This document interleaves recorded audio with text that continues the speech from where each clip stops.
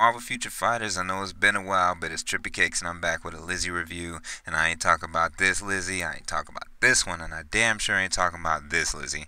I'm talking about this Lizzie, the lizard himself. I decided to tier 2 him because everybody was tier 2 and Sandman and Mysterio and blah blah blah.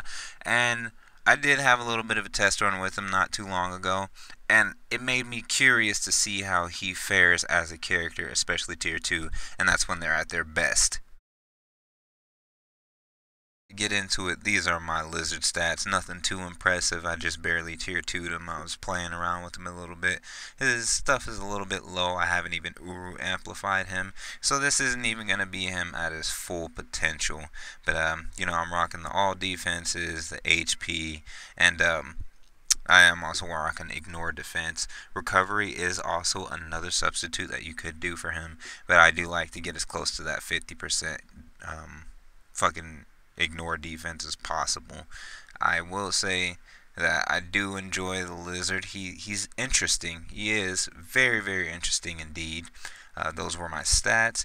And the obelisk, I did have a better one, but I went and turned it extreme and ended up with this bullshit here. But beggars can't be choosers.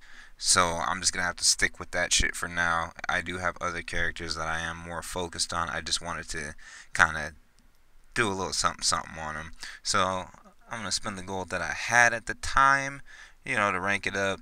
I do have a lot more clearing Shadowlands and shit like that. I have Hawk's Eye on with really shitty ISOs. But speaking of Shadowlands, what I went ahead and did is I went to the first level as a little bit of a damage test because Shadowlands does require some sort of, output of damage. Otherwise, you just end up looking like shit.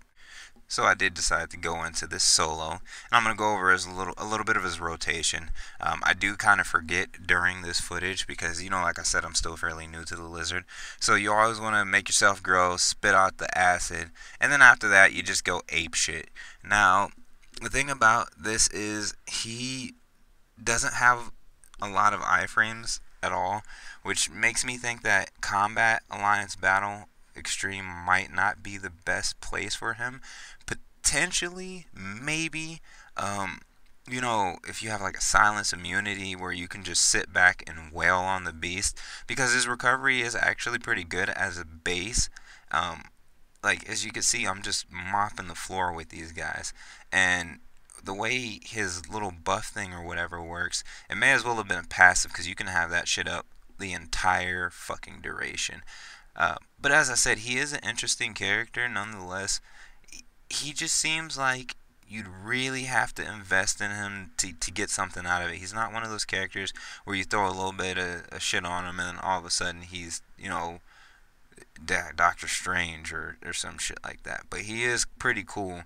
I like the acid on the floor. He hits fairly hard, as far as a combat character goes, because there are only a handful that do a lot of damage. That took about a minute and 14, and I can probably cut that down into a third of the time with the proper, shit equipped on him, like something where he gets that damage boost or like 200% for 2 seconds or something like that. And I did go and take him into co-op play. I did this before I tier 2'd him when I first hit 60 with him, and I kept up with a tier 2 Silk pretty easily. I was only like 2% behind her, but since I'm facing a Doctor Strange here, it's just not even going to be worth trying to beat the damage. I should have exited out, but I didn't even think of it because I'd been so tired. But even then, I still wrecked Silk and damage. I only did like 2 things. And as far as timeline battle goes, if you're going to fight like Doctor Strange or even Spider-Man, to be honest, it's hard to deal with. High crowd control is his downfall, as it is for most people. But in timeline, if you're looking for a timeline boss, then you're not. I don't think the lizard is gonna be able to suffice for that, because once he gets CC'd, it's just you got to be right up in their asshole in order to do the damage. Now, as you can see, Baby Groot can't kill me or whatever, but that doesn't really mean anything. And then with her, it was her fear duration. The fear duration is what was the killer. Oh my god, like I spent the entire match feared, and then I was trying to get back to her, but then I was feared, and then once it wore off, it was back up again, and it's just total nonsense. But again, that's pretty much how timeline goes. If you're not rocking the same, people, then not the same people. If you're not rocking the current meta or whatever, then you're pretty much gonna struggle. Like Spider-Man versus Spider-Man is stupid. I hate that shit so much.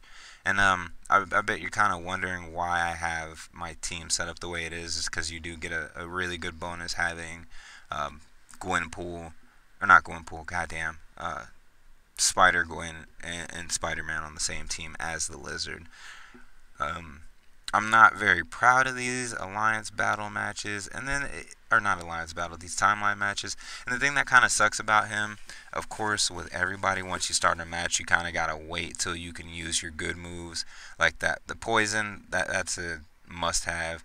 But all these iframes are his downfall. Like you spend the entire fight webbed or waiting to actually hit him, and it's just bleh, it's really annoying. This is not my timeline team. I just kind of set this up for Lizard, and it's sad that Spider-Man ended up being the highlight of these. It's just, but outside of that, I think he'll do very well in Alliance Conquest or whatever. I think he'll do really, really great in that. But overall, out of 10, I'm gonna give him like an 8, just because of his potential that I can see. He is a very good character, and I would suggest trying him out. Not if you want to, wreck in timeline. That's not going to happen. But if you want to get through other game modes and shit like that, then by all means, go for him. He's really, really great. I don't know in comparison to Sandman because I'm still working on him. I got him 6 stars. I'm working on tier 2 on him. I didn't want to, buy any tickets to rank him up because, as I said, I wanted to spend as minimal as possible on this update because I have found the characters to be a little underwhelming. But yeah, definitely it doesn't hurt having another combat, and he is one of the best combat if you don't include Wolverine and shit like that. But he's still a very, very solid character, well built, and I think that Marvel did pretty good on the character design of Lizard. Anyway, this has been Trippy Cakes. Sorry it's been 3 days since my last video. I've been working like a dog. But I do have another video that I have been working on as well as this one. I just wanted to get this one out first. But it is going to be very interesting. It's a little bit different than the norm for me. But if you're new here, please do like, subscribe. Everybody is welcome to comment. Tell me what you think of these current Sinister Six characters. I do have a Vulture video coming up pretty soon. But anyway, it has been great. I'm glad that, I managed to make this video and get it out for you guys. But you guys stay easy, stay tuned. Got some more good shit coming for you. It's Trippy Cakes, and I'm out.